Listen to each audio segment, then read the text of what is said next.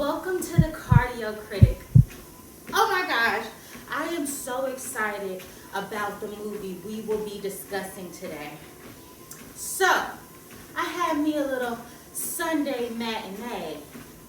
First of all, do you know how on today's Thursday, and this is a throwback, we have the throwback VHS segment, and I talk about how much the cost of admission used to be to go to the movies? Well, ladies and gentlemen, it cost me $16.78 to go to the IMAX now. It was the IMAX matinee. Where do y'all like to sit at in the movie theater? Me personally, I like to sit smack dab in the middle. K16. You feel me? I want to be in the center with the big IMAX screen. I love the IMAX. Listen, so if it's gonna cost me $16.78, they better make it worth it. Because again, I got the couch and the closed captions at the house. Okay? We got Beyonce at home. I caught the 3:45 p.m. showing of One Battle After Another. Baby! Very timely, the subject matter. All-star cast. All-star cast. Them motherfuckers was acting down. Okay? One Battle After Another is a 2025 American dark comedy action thriller. And it really is funny. It really is. Me and the gentleman that shared a row with me were in there giggling. Like, it has so many funny moments. The film is co-produced, written, and directed by Paul Thomas Anderson, inspired by the 1990 novel Vineland by Thomas Pynchon. It stars Leonardo DiCaprio, Sean Penn, Benicio del Toro, Regina Hall, Teyana Taylor, and Chase Infiniti.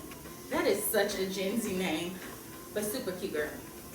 And follows an ex-revolutionary who must rescue his daughter from a corrupt military official. Baby, this movie was good. It was good. All right now.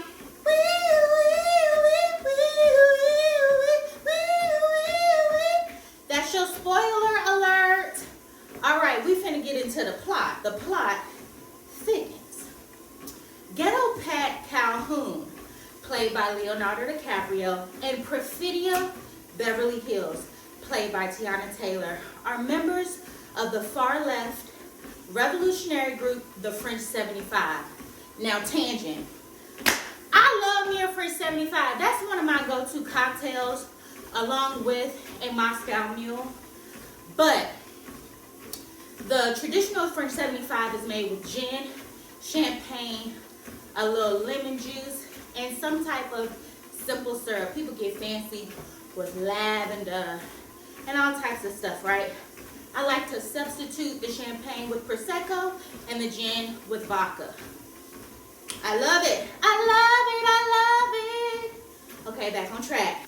So the movie opens up when French 75 is breaking out detained immigrants from a detention center in California. Perfidia, played by Teyana Taylor. Now let me tell you something. Teyana Taylor with that body of a goddess, but if you can't find I see you girl.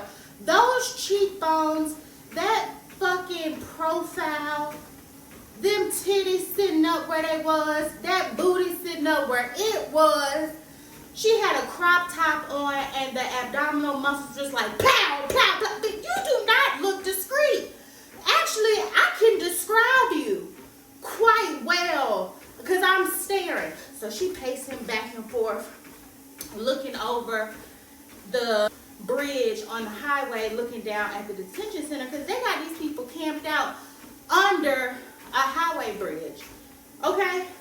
Very inhumane conditions, right?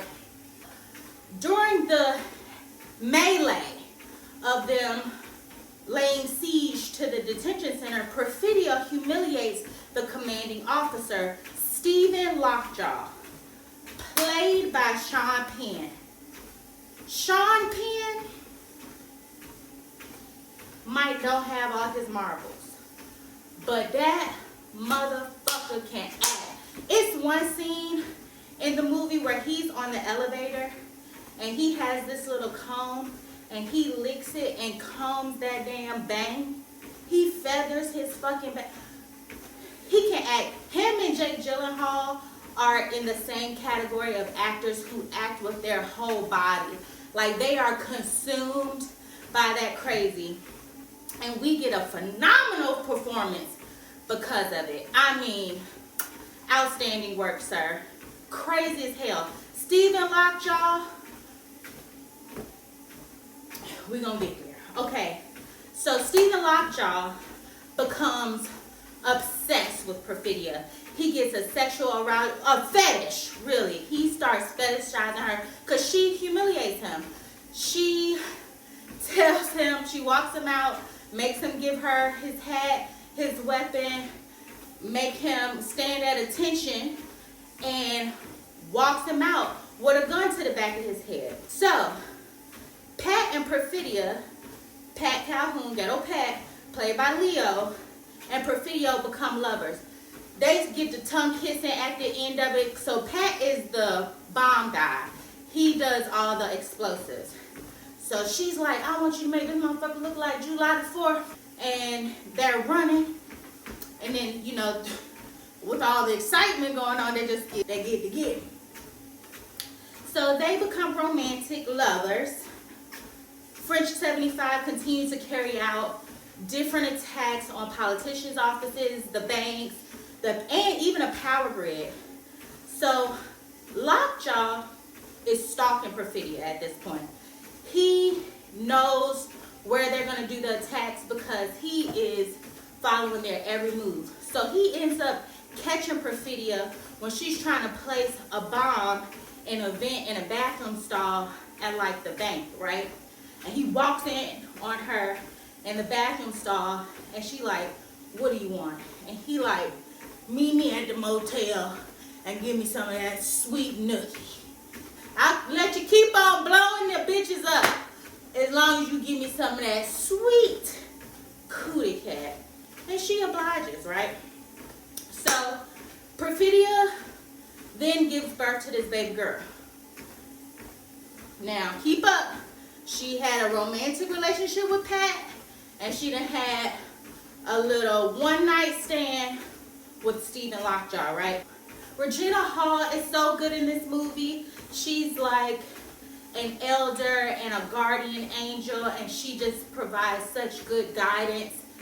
And she is a good steward of the revolution and just somebody who is a hard joint, you know, that are keeping the organization together. And she's talking with Leo, and they're looking on at Perfidia because she's shooting the machine guns, body full round.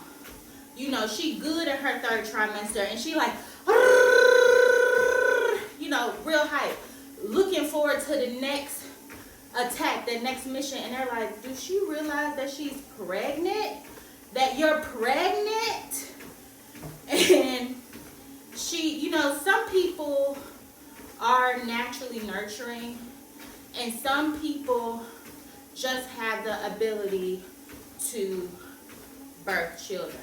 And especially in this day and age, whatever people's decision is should be that person's choice to do with their body. So anyway, Perfidia gives birth to baby girl Charlene. I love the name Charlene. Come to me, Charlene. Shout out to Anthony Hamilton. And in her postpartum, we can describe it as depression. She starts to feel a little resentful of the baby and how Pat is all dotiful over her and just, you know, taking care of this innocent child who cannot fend for itself, it cannot feed itself, it has to soothe itself back to sleep. And she's like, she ain't paying me no damn mind. And I just had this baby, and he over there cooing in her damn face. And I ain't getting no woo-woos on my phone, so Perfidia like, you know what? I'm bored in here. I can't stand it. I'm feeling too claustrophobic. I'm finna run. Pat is unable to persuade Perfidia to settle down. He like, girl, you have a baby now. We have to focus on taking care of her. And Perfidia cannot be contained. So she go out and run a route with her other revolutionary friends. They rob a bank. Now, the scene really frustrated me because the young lady who came and got to stomping, you know, guns a-blazing in the bank people's face. She like, yeah, this is my face. This is what I look like.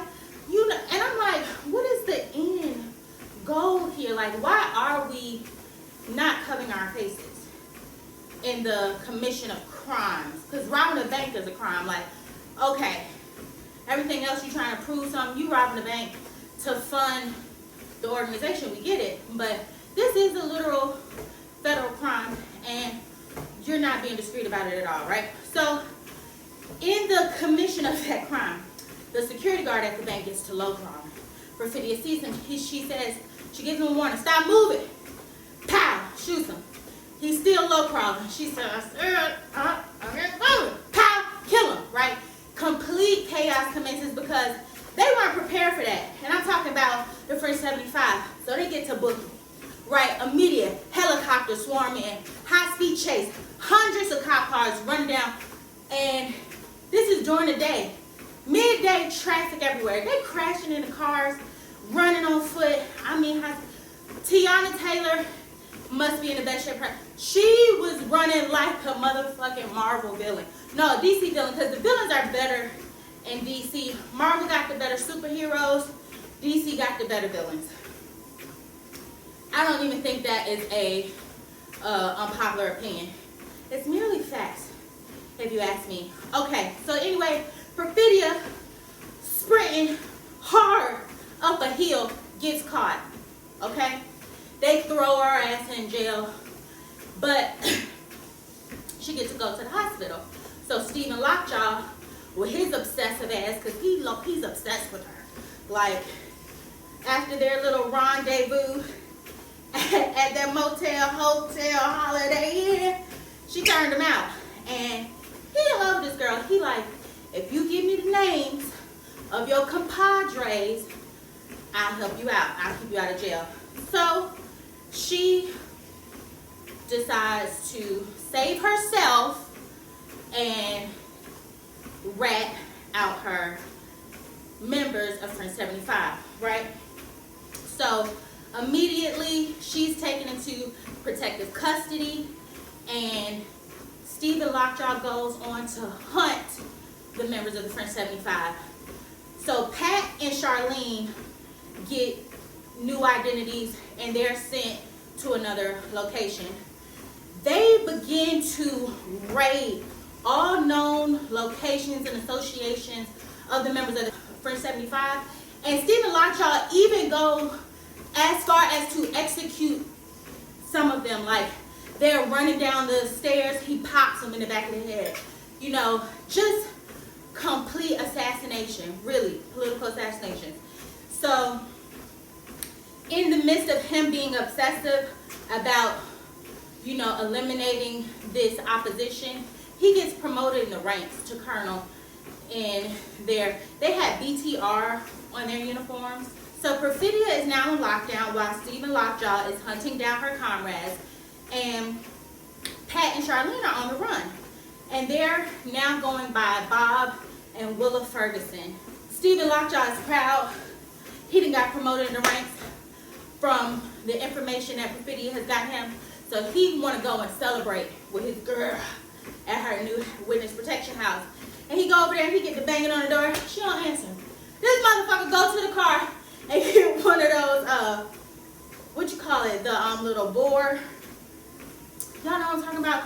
It's like back in the day they used to use tree trunks to get the door down. He bought that bad boy back, knocked the door down, she gone.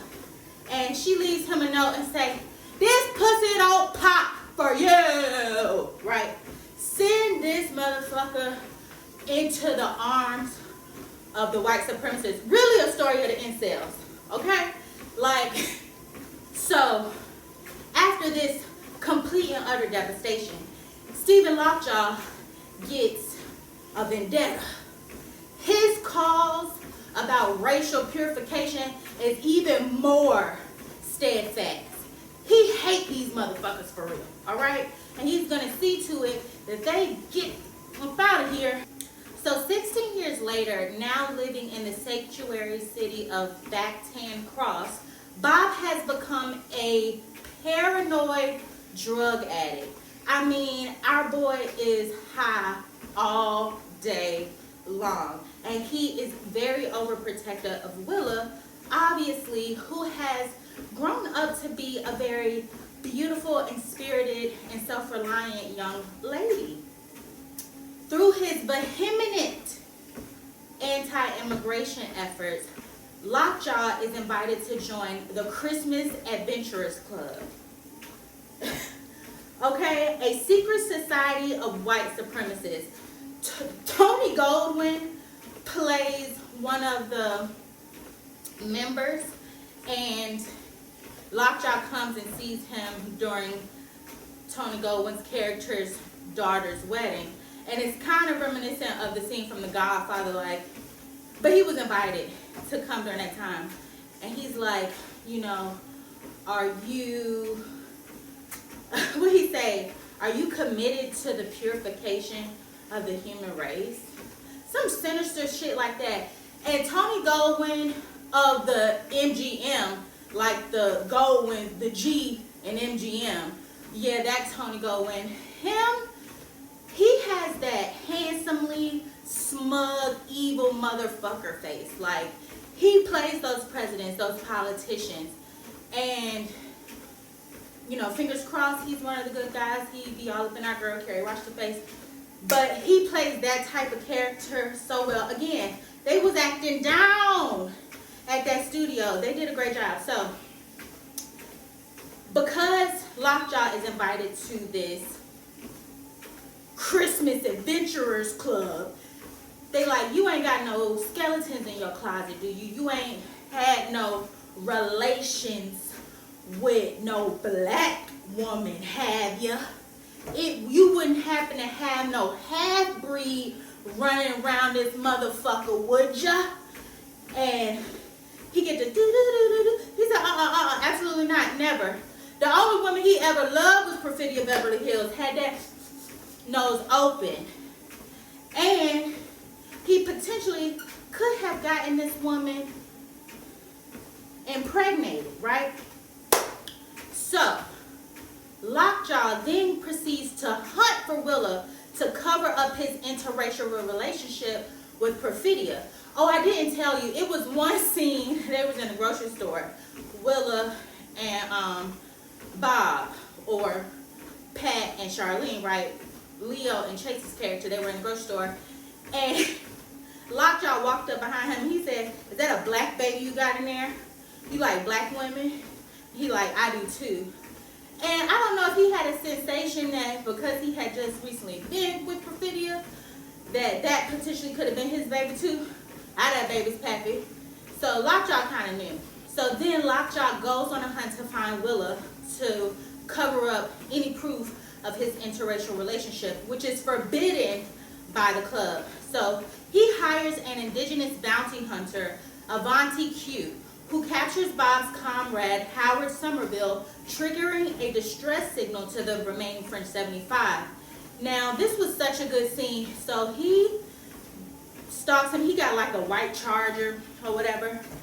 And he comes up to this house, and Howard Somerville has a code on his radio. So the kids were sitting across the street and saw Avanti Q take Howard out, and they run into the house and they're like, do the code over and over. So it sends out a net. It's so amazing the type of organization you can do when you're diligent and you have a system in place. And we're going to talk about them systems that are in place because they have some code words, some passwords, and you know, they're necessary to memorize so that you know they had different triggers so that you know that you are amongst friends, allies, people who are on your side. If they have this, they can be trusted. And a environment where people are not to be trusted, okay? So, under the guise of an immigration and drug enforcement operation, Lockjaw dispatches his troops to the Bactan Cross to find Bob and Willa. So we have Deandra, who is played by Regina Hall. Again, I love me some Regina Hall. Just such an amazing actress, comedic, and most recently her performances in these more serious roles. Like, she really has shown her depth of character and world building for literally the last 2 decades. I am a big fan of Regina Hall. Deandra, a trusted member of the French 75, rescues Willa before her school dance is raided.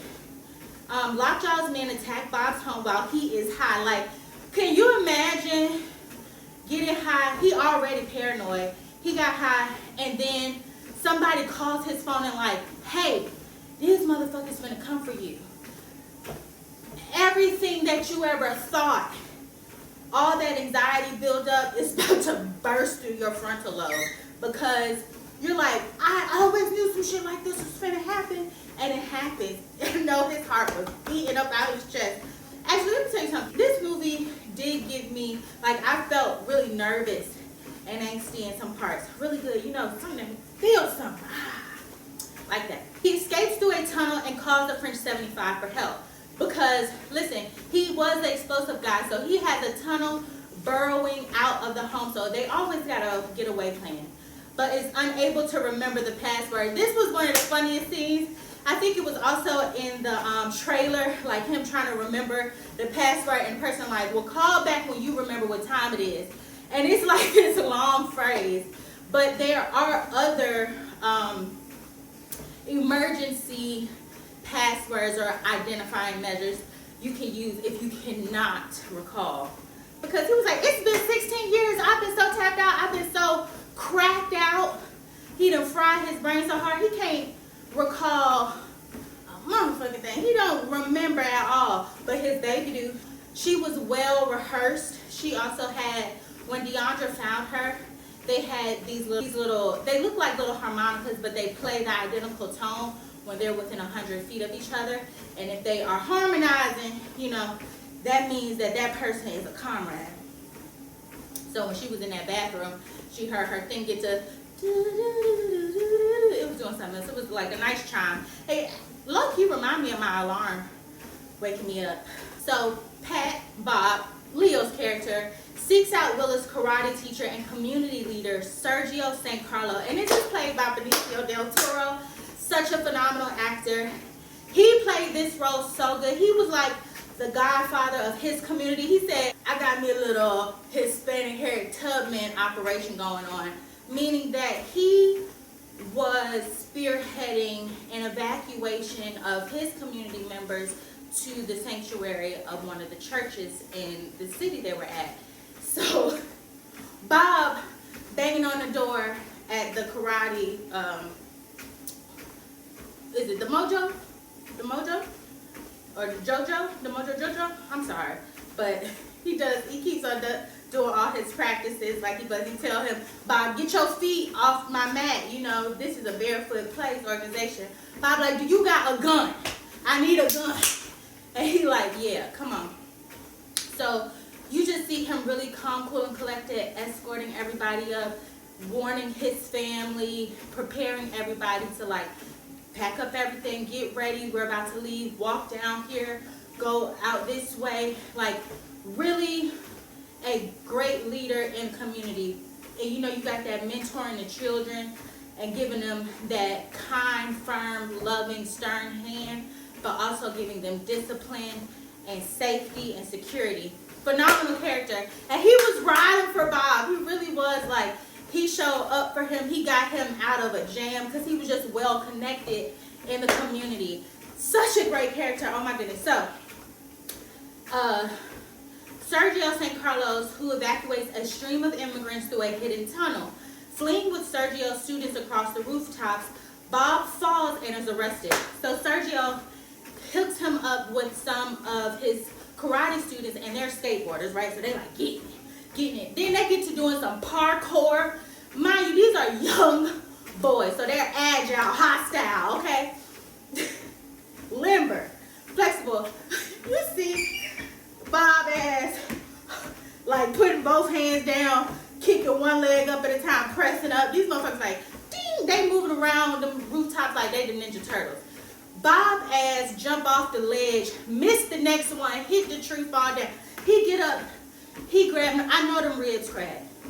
Them ribs, I'm surprised he got up. Immediately run down the alley, turn the corner, get tased, get arrested. So, but the cops is swarming. They just had a riot in the streets because the cops just raided the community, and the people are like, actually, no, fuck you. You ain't finna come up here and treat us like we ain't nothing and that we ain't supposed to be here. We finna start something. But anyway, it never ends good for anybody. The cops start rounding motherfuckers up. Bob gets swept up in the melee. He gets to the hospital where they are like sorting like, are you hurt? Because I just told you he done fell from the rooftop. So he looked a little banged up. His nose probably was bleeding. He got bruises, scratches, because he hit the tree too on his way down. Poof! I would have still been laying down there. I ain't gonna hold you. They're like, what's your name, sir? And he like, Peter Parker. And they say, stop fucking playing, right? So he gives him another name. And the lady who's in processing him is like, Bob, say that you are diabetic, that you haven't had your insulin.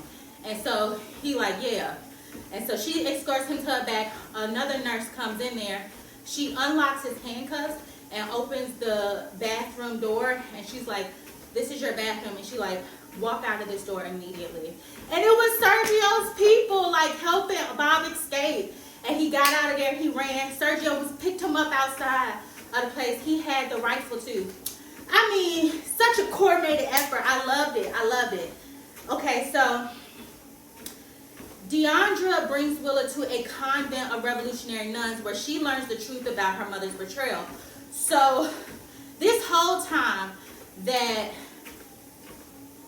Charlene and Pat have been gone, Bob has been telling Willa that Perfidia died a hero. He did not tell her that she ratted out the fucking people and we all had to break up. The band had to break up because your mama snitched on everybody and got the hell on. So she goes to this convent and the head mistress, Sister Mary Clarence, is like, your mama a rat and you the seed of a rat and I don't want to have no nonsense in there.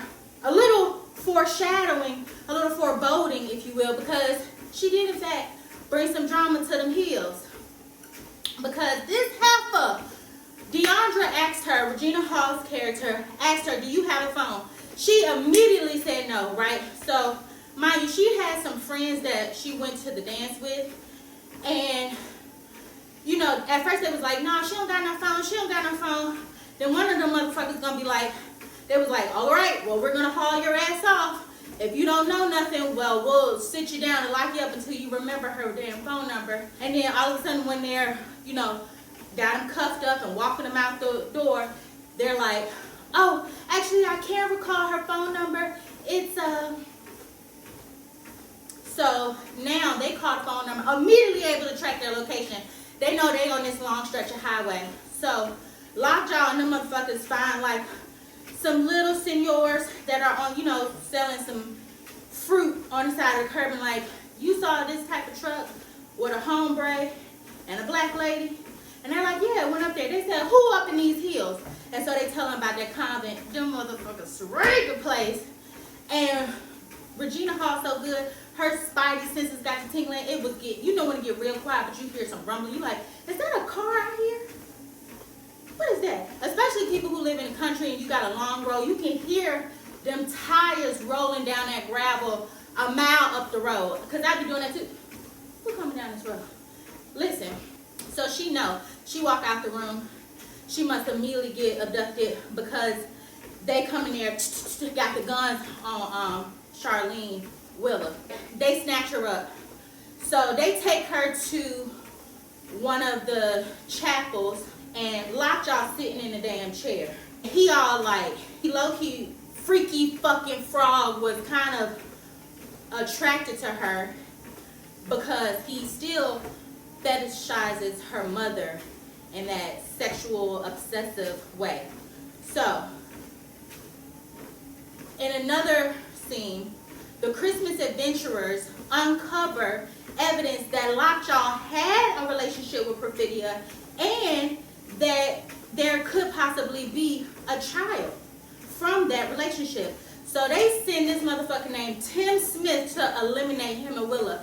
That old man that could barely breathe or croak out a sentence was like, I want to be able to eat off the floor. I want it so clean. He said, get them the hell up out of here. Make it as if it never happened, as if they never existed.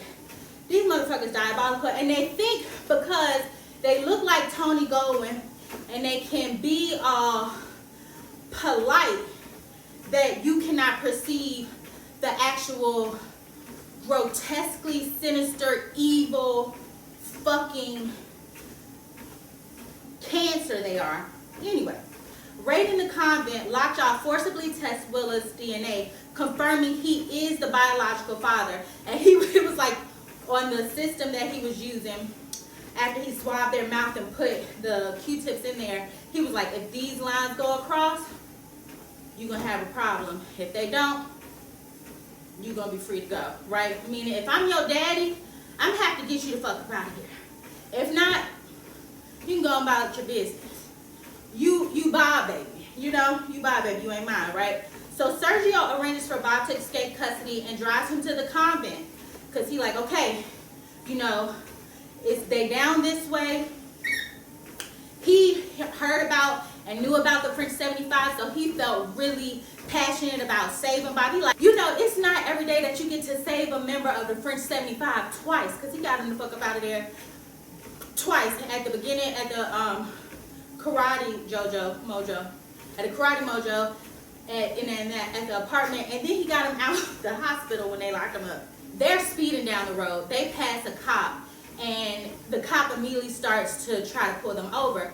So Sergio like, you gotta jump out the window. I'm gonna slow down, but you need to get the fuck up out of here. So he wait for like a little embankment, and Leo was like, I need you to slow down a little bit. And he like, get out the car. So he falls and rolls down the hill and throws the gun down there too, and keeps on proceeding to chase with the police. So after Bob gets out, jumps out of the car, he finds another car to hotwire, and he drives up to the convent.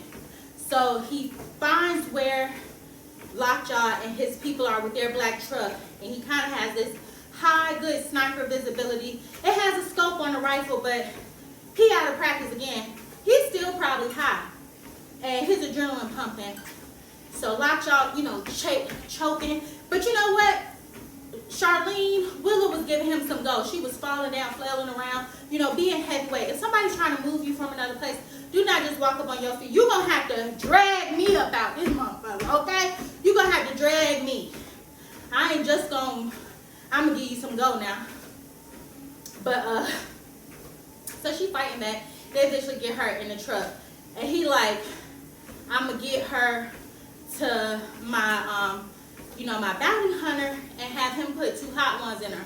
That didn't sit too well with the bounty hunter. He like, no, I'm not going to do that. And he like, okay, so take him to these white supremacists' house and they'll do it, right? He drops Willa off with the bounty hunter, and he's taking her to the white supremacist house, and Lockjaw is driving back down in his black truck to wherever he going, you know, back to the Christmas Adventurers Club to tell him like he done handled it, he done solved it. But mind you, the Christmas Adventurers Club did send Tim Smith on his ass. So they hightailing it down the road. And I don't know where, this must be in like Arizona or something, because them long, hilly roads, I kind of had some anxiety about it. It was like a high-speed chase, but a low-speed chase. But it was very suspenseful. I love how they shot it. Like, they were going up and down the hills, and you didn't know which car was following which. Because also, Bob, Leo's character, is also high on the road. So it's Sean Penn, Lockjaw's character, in the black truck. Then we got a blue race car with Tim Smith in there, and he's just coming to get motherfuckers eliminated, okay? And then we got Bob trying to save Willa. So Bob's driving, and He passes the white car with the bounty hunter and Willa in it this way, but he thinks he doesn't know nothing about that drop off. He thinks that Willa's still in the back truck, so he keeps on following the black truck. In between Bob and the black truck is Tim and the blue race car, and he's getting up behind that black truck with Lockjaw in it, and he pulls alongside him. Lockjaw, for whatever strange reason, rolls down his window. Tim shoots him with a sawed-off shotgun. That motherfucker flies off the road, flips, tumbling down. The car's upside down. Tim gets out, examines his handiwork. Lockjaw appears to be dead. And Tim gonna leave him there to die. Tim gets back in the car and he's riding. Back to the bounty hunter. He take the girl to the white supremacist place, right? They don't even acknowledge him because they don't really respect him because he's not white. He's indigenous. He don't feel right though, leaving her there to die. So he come back with his shotgun. He like, actually, you know what? I'm willing to die about it. He go up there, guns ablazing. He started killing all the motherfuckers, right? And the girl get to running. You know what? She got some go in her. TTG, she got the spirit of that revolutionary in her. Cause she had some fight in her. She had some go in her. She got out there, kicked her legs through her bound arms. She went back because she had to go back to the body because she didn't have the keys to the car, so it wouldn't push to start. But then she got to driving down the road, right? She got hightailing it down the road, but I told you about that car chase. That car chase was so intense. So she's driving down the road, and then you see Tim's blue sports car tailing behind her. And she noticed it following her too. She like, what the hell going on, right? But she got a gun. So she parks the car in the middle of the road, and she hides over this embankment and finds some cover. And she, with her hand still bound, she got a little laser on this pistol, and she got a good shot of the area, right? So by the time he gets over that hill, he sees the car stop, slams into it, crashes, right? He all discombobulated, trying to get out the car. And as soon as she get out the car, she like yell out the passwords to him. And he like, what? What? She like, green acres, shrimp fried rice, chicken tenders, whatever she calling out, right? He don't know what the fuck she talking about.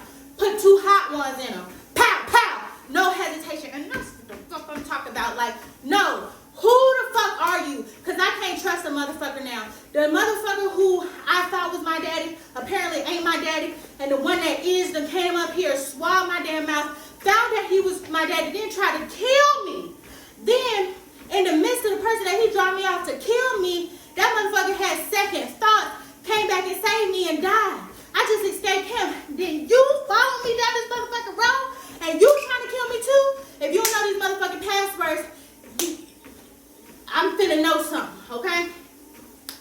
So, immediately after that, Leo pulls up in that damn car that he done hot wired, and he like, and they little harmonicas get to going off, and they're like, ooh, and she like, who are you? Who are you? And he like, baby, I'm your daddy. And she like, you don't even know what the fuck I do. Who are you? What are the passwords? But like, before, he don't remember them damn passwords. He don't know.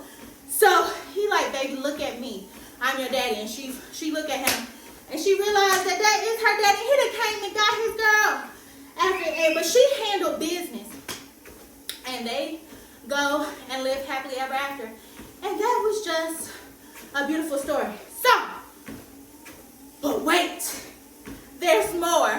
We thought Lockjaw's ass was dead. This motherfucker is indestructible. He got to have his face peeled off, blood dripping down. He dragging a foot, but he got that motherfucking gat on him, and he is, I know he dehydrated. I know it's hot out there. The bang is feathered, and he like, I'm finna tell him, you know, that it's been handled, right? So he goes to the Christmas Adventurers nice office building, and they're like, yes, welcome. You know, you told us that you didn't have an interracial relationship. And he's like, I apologize, I've handled it, and, you know, it'll never happen again. And they're like, okay, club. They escort him to his corner office, and they're like, dang, we forgot the keys. You know, wait right here. Take the sights in, enjoy your new office, and we'll bring you back your keys. Close the door and lock it. Excuse me? The hell you will? Leave that door open. He get to sitting down, pulling the chair out, sitting behind the desk, crossing his legs, you know, just feeling himself real good. They turn that air on, that gas on, carbon monoxide poison instantly. They had the people in the little hazmat suits come and wheel his ass out on the office chair. Child, yeah, they done tied up all their loose ends. So when Bob and Willa get home, they're decompressing from all that they've just experienced, and he gives her a letter from her mother. And she reads it, and it inspires her to become a revolutionary herself. She's inspired, and now she's out protesting. You can see her later on the radios, listening for other organized protests for her to attend. And Bob gives her that space to do that. He's no longer anxious about it, because also Lockjaw dead. And he's very happy to see that spirit live on in his daughter. So that's the end of the movie. It was so good. Highly recommend going seeing it. Again, all-star cast. Everybody showed up to work. It was beautifully shot. I love the IMAX experience. It was so expansive. It's so loud. You can hear all the dialogue and not really require that closed caption like I do at home. But I really loved it. How many Peridots? I know y'all gonna be, I liked it. I liked it. 5 out of 5 Peridots. Go see it. Check it out. Timely subject matter. Great acting. Beautifully shot. Good job, everyone. Good job. All right, so my current heart rate is 130 beats per minute. I have walked 2 miles. I have walked 2.26 miles, and I have burnt 335 calories, and I have walked just over 62 minutes. Whoop, whoop. Again, this is a 20-pound weighted vest, and the treadmill is at a 6% incline, and I'm currently walking at a 2.5.